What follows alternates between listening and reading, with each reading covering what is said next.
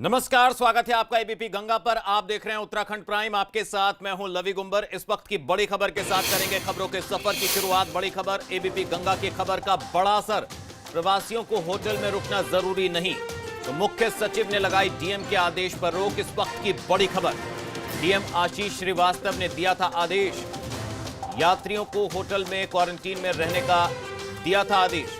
तो अपने पैसों से होटल में क्वारंटीन में रहने का दिया था आदेश। इस वक्त की बड़ी खबर,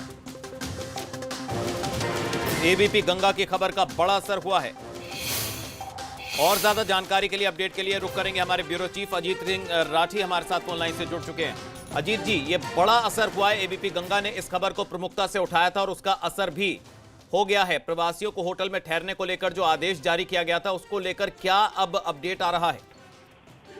नवी, देखिए, ये बहुत ही अव्यवहारिक आदेश था और ये किसी भी तरह से, किसी भी दृष्टिकोण से व्यवहारिक नहीं था। और खास तौर पर ऐसी परिस्थितियों में उन लोगों के लिए जो पहले से ही भय के माहौल में रह रहे हैं।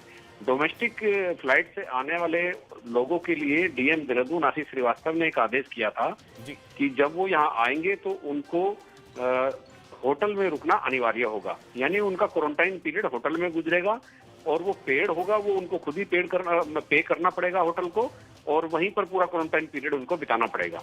ये जाहिर सी बात है, बहुत ही व्यवहारिक आदेश था। तो इसका जब हम एबीपी गंगा ने इस खबर को प्रमुखता से दिखाया तो मुख्य सचिव उत्पल कुमार सिंह ने तत्काल इस आदेश पर रोक लगा दी। और एबीपी गंगा से बातचीत में, दूरभाष पर हुई बातचीत में, मुख्य सचिव ने ये स्पष्ट किया कि जरूरी नहीं है, कोई अनिवार्यता नहीं है कि होटल में रुके और अपनी जेब से पे करे। तो जी जो प्रशासन की जो क्वारंटाइन करने की अलग से व्यवस्था है, तो वो उसमें जाकर क्वारंटाइन हो सकता है और होटल में जाना कतई अनिवार्य नहीं होगा। जी जी जी, बहुत बड़ी राहत यहां पर उन लोगों के लिए जिनके पास पैसे नहीं हैं होटल में क्वारंटीन में रहने के लिए। बहुत बहुत शुक्रिया अजीत जी, आपका हमारे साथ जुड़ने के लिए और इस खबर पर हमसे बात करने के लिए। तो ये थे हमारे ब्यूरो चीफ अजीत राठी जो अपडेट दे रहे थे। एबीपी गंगा ने इस खबर को प्रमुखता से दिखाया था और इसका बड़ा असर हुआ है यहाँ पर। तो जो डीएम ने फरमान जारी किया था उसको अब वापस लिया गया है। एक और बड़ी खबर बागेश्वर से, जहां क्वारंटीन सेंटर से फरार होने की कोशिश का मामला सामने आया। इस वक्त की बड़ी खबर बागेश्वर से, युवक को पुलिस ने पकड़कर किया आइसोलेट। मुंबई से लौटे युवक ने की थी फरार होने की कोशिश। तो युवक के खिलाफ कई धाराओं में मामला भी दर्ज हो गया है। इस वक्त की एक और बड़ी खबर बागेश्वर से आ रही है, जहां क्वारंटीन सेंटर से एक युवक के भागने का मामला सामने आया। युवक के खिलाफ कई धाराओं में केस दर्ज हो गया है। तो पुलिस ने पकड़कर दोबारा उस युवक को आइसोलेट किया। मुंबई से लौटा था युवक। बड़ी खबर इस वक्त की बागेश्वर से, क्वारंटीन सेंटर से फरार होने की कोशिश का मामला सामने आया है। पुलिस ने फरार युवक को पकड़ लिया है और आइसोलेट कर दिया है।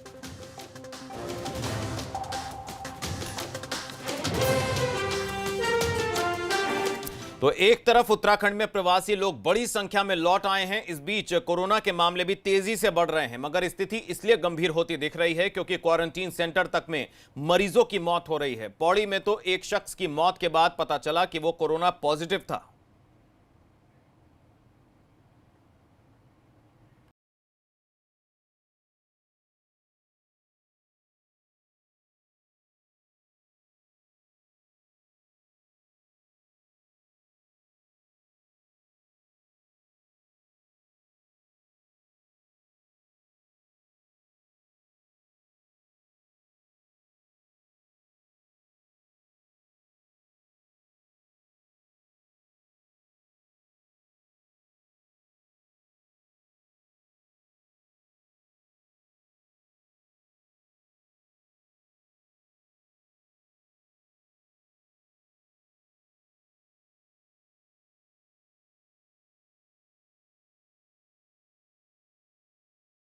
कोरोना बम के ऊपर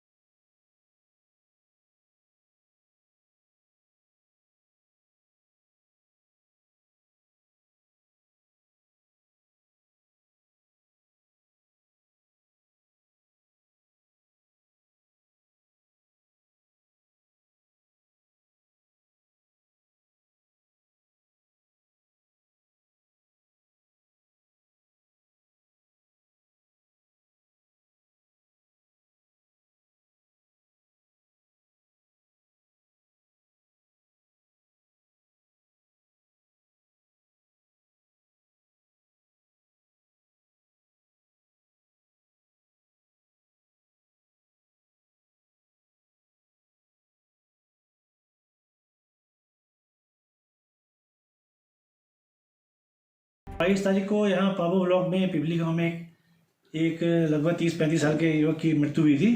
वो दिल्ली से आए थे एक दिन पहले। उनका यहाँ जिला अस्पताल में पोस्टमार्टम हुआ था और उनका सैंपल हमने जांच के लिए भेजा था, तो उनकी रिपोर्ट हमें पॉजिटिव प्राप्त हुई है। साफ है कि कोरोना से बचाव के लिए उत्तराखंड में स्वास्थ्य विभाग की पूरी तैयारी नहीं है। स्वास्थ्य विभाग ये तक नहीं समझ पा रहा है कि किसका इलाज करना है और किसका नहीं। उत्तराखंड प्रवासियों को राज्य में लाकर राज्य सरकार वाहवाही तो बटोरना चाहती है, लेकिन मेडिकल फैसिलिटी के नाम पर यहाँ कुछ नहीं है। ग्रास रूट पर अगर जाकर हम देखते हैं तो किसी भी तरह की कोई फैसिलिटी ऐसी नहीं है कि कोरोना मरीजों को कोई एक प्रोटेक्शन दिया जा सके। हालात ये हैं कि मरीज की मौत हो जाती है और 4 दिन बाद पता चलता है कि इसको कोरोना था। सैंपल भेजे जा रहे हैं, समय से सैंपल नहीं आ रहे हैं और दूसरी जो मेडिकल फैसिलिटीज़ हैं उनका भी अभाव देखने को मिल रहा है। एक तरफ प्रदेश सरकार दूसरे राज्यों में फंसे उत्तराखंड के प्रवासी लोगों को राज्य में वापस बुला रही है, उधर दूसरी तरफ इन प्रवासियों के रुकने के लिए न तो ठीक इंतजाम है और न ही मेडिकल चेकअप, स्वास्थ्य की समुचित सुविधाएं। हैरानी की बात है कि मरीजों की मौत हो जाती है और उनकी मौत के बाद पता चलता है कि वो कोरोना पॉजिटिव थे। उल्टा उन लोगों को ही नसीहत दी जा रही है कि वो खुद मुश्किल में।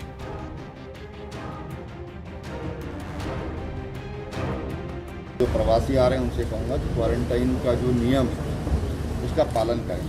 प्रशासन से कहा गया है कि उसका सख्ती से अनुपालन करें। अगर कोई कोविड पेशेंट नियमों का पालन नहीं करता तो हमने 307 का मुकदमा दायर करने के ऑर्डर प्रशासन को दिए हैं। सरकार के सूझबूझ का अंदाजा आप इस बात से भी लगा सकते हैं कि इस मुश्किल घड़ी में भी बड़ा प्रशासनिक फेरबदल कर दिया गया। सरकार की संवेदनशीलता का पता इस बात से चलता है कि इतने कठिन और संवेदनशील समय में राज्य सरकार अपने हेल्थ सेक्रेटरी को बदल देती है, जबकि इस समय किसी भी तरह का बदलाव उचित नहीं है। हेल्थ सेक्रेटरी नीतेश कुमार झा अपनी मर्जी से हटे या सरकार ने हटाए, ये दोनों ही चीज़ें बहुत ही संवेदनशील पहलू की तरफ इशारा करती हैं। और साथ ही देहरादून के जैसे जिले का सीएमओ बदल जाना भी एक बहुत गंभीर विषय है। उत्तराखंड लौटने वाले प्रवासी लोग खुद मुश्किल हालात से गुजर रहे हैं। पहले उन्होंने दूसरे राज्य से अपने घर आने के लिए लंबी जद्दोजहद की। प्रदेश सरकार उन्हें जैसे तैसे ले तो आई, मगर अब ऐसा लग रहा है कि सरकार ने उनके ऊपर कोई एहसान किया है। कोरोना का आंकड़ा उत्तराखंड में पिछले 4-5 दिनों में जिस तेजी से बढ़ा है उसने सरकार की पेशानी पर बल डाल दिए हैं।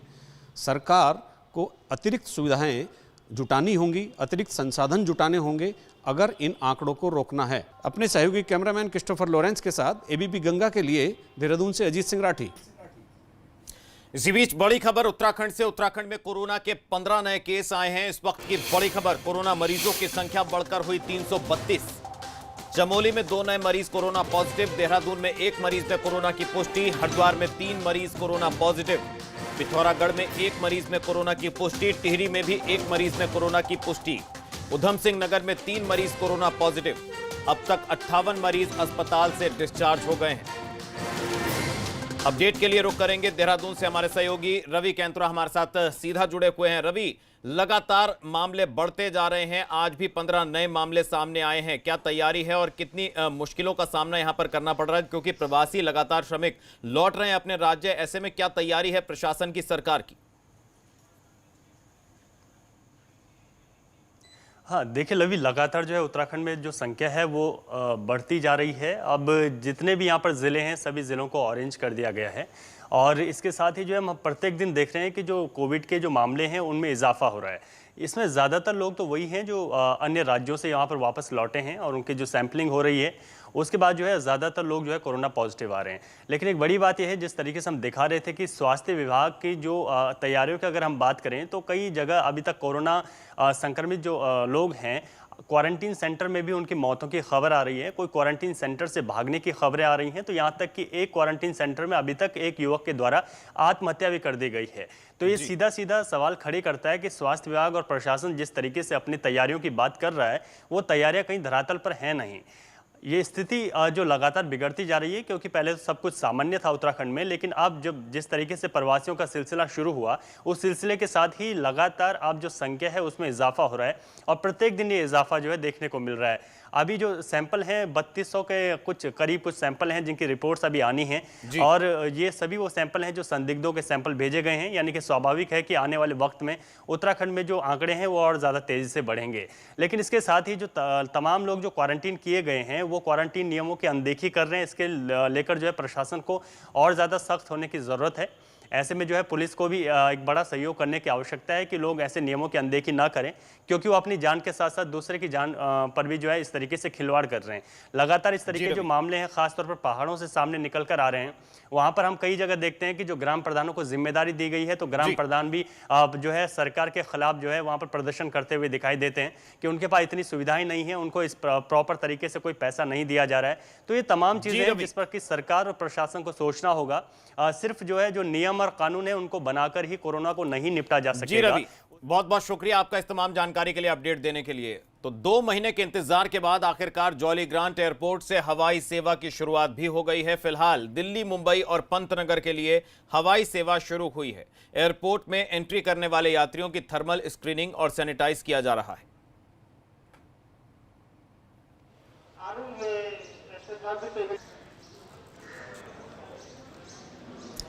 तो तस्वीरें, जो भी स्टैंडर्ड्स बताए गए हैं, जो भी हमें नियम कानून बताए गए हैं, उसका सबका हम पूरा पालन कर रहे हैं। बैगेज डिसइंफेक्शन से लेकर के thermal screening, social distancing, contactless processing, जहाँ पे उनका कोई टच नहीं होगा। तो ऐप जो भारत सरकार ने जारी किया है, सभी पैसेंजर्स को हम सलाह दे रहे हैं, बल्कि ये हम बता रहे हैं कि आप इसको आवश्यक मानें कि आप अगर आरोग्य सेतु ऐप अपने मोबाइल में डाउनलोड करके लाते हैं तो आपको एयरपोर्ट पर लगने वाले टाइम से आप बच सकते हैं।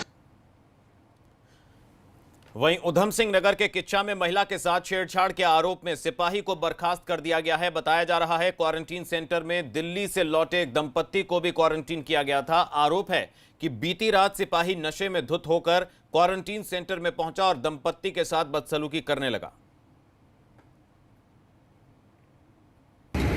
देखिए, ये फुलभट्टा थाना क्षेत्र का मामला था, जिसमें क्वारंटाइन सेंटर में ड्यूटी रहते कर्मचारी द्वारा किसी महिला के साथ बदतमीजी की शिकायत मिली थी, जिसपे वो महिला की तहरीर के आधार पर उसमें FIR दर्ज कर ली गई है और उसके बाद उसके खिलाफ अनुशासनात्मक कार्रवाई कर दी गई है। सिपाही के खिलाफ, सिपाही को अरेस्ट करके उसको आज कोर्ट में पेश किया जा रहा है। वहीं पिथौरागढ़ जिला भी अब ऑरेंज जोन में शामिल हो गया है। ऐसे में सभी के लिए जिले में नए नियम लागू कर दिए गए हैं। बाजार सुबह 7 बजे से शाम 4 बजे तक ही खुलेगा। टैक्सियों के अंदर भी 50% सफारियां होनी चाहिए।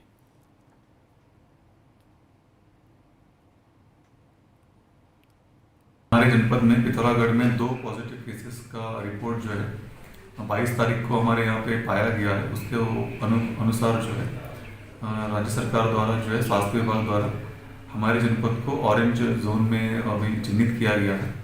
ऑरेंज जोन में चिन्हित होने के उपरांत जो है बहुत सारे जो हमने एग्जेम्पशंस दिया हुआ था, जो ग्रीन जोन में होने की वजह से हम अनुमतियाँ दे रहे थे, उस पर काफ़ी प्रतिबंध आएगा। आवश्यक वस्तुओं की दुकानों को हम लोग जो है रोस्टर के हिसाब से ओपन करने के लिए अनुरोध करेंगे। साथ साथ जो गाड़ियों में जो अनुमतियाँ हमने पूर्व में दिया था 50% मानक के हिसाब से उनको अनुपालन करना पड़ेगा।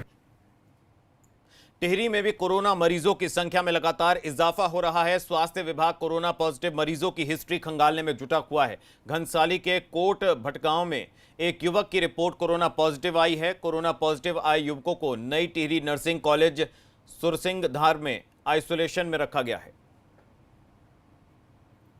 वहाँ पर डेली मॉनिटरिंग हो रही है, खाने पीने की व्यवस्था भी वहाँ पर ठीक है। और एक जो हमारा आज पॉजिटिव आया है उसको अभी पिलखी जो वहाँ बैरेश्वर का है पॉजिटिव केस, उसको यहाँ पर सुरसिंगधार ला रहे हैं जो पॉजिटिव केस आया, तो उसका ट्रीटमेंट यहाँ सुरसिंगधार में चल। वहीं कोरोना के बढ़ते मामलों के बीच सीएम त्रिवेंद्र रावत हल्द्वानी पहुंचे। इस दौरान सीएम ने कोविड-19 को लेकर काठगोदाम सर्किट हाउस में अधिकारियों के साथ बैठक की। मुख्यमंत्री ने कोरोना से बचाव के लिए प्रशासन के इंतजामों पर चर्चा की। मीटिंग में कैबिनेट मंत्री यशपाल आर्य, नैनीताल सांसद अजय भट्ट समेत जिले के सभी आला अधिकारी मौजूद रहे। मुख्यमंत्री ने अधिकारियों को निर्देश दिया कि कोरोना काल में हर अधिकारी अपनी जिम्मेदारी का निर्वहन ईमानदारी से करें।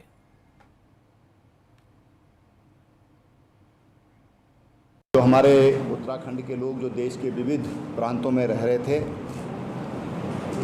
वो जब वहाँ से लौटे हैं तो संक्रमित पाए जाने वाले लोगों में वही लोग हैं। कुल मिलाकर जो लोग हमारे देश के विविध प्रांतों में रह रहे हैं उनको वापस लाने का निर्णय ये सरकार ने लिया था और उस निर्णय पर सरकार अभी भी पूरी तरह कायम है। वहीं हल्द्वानी के बाद सीएम त्रिवेंद्र सिंह रावत उधम सिंह नगर पहुंचे और इस दौरान मुख्यमंत्री ने क्वारंटीन सेंटर का जायजा लिया, साथ ही 300 बेड के अस्पताल का भी निरीक्षण किया। इसके बाद मुख्यमंत्री ने अधिकारियों के साथ कोविड-19 से बचाव के लिए किए गए इंतजामों की समीक्षा की।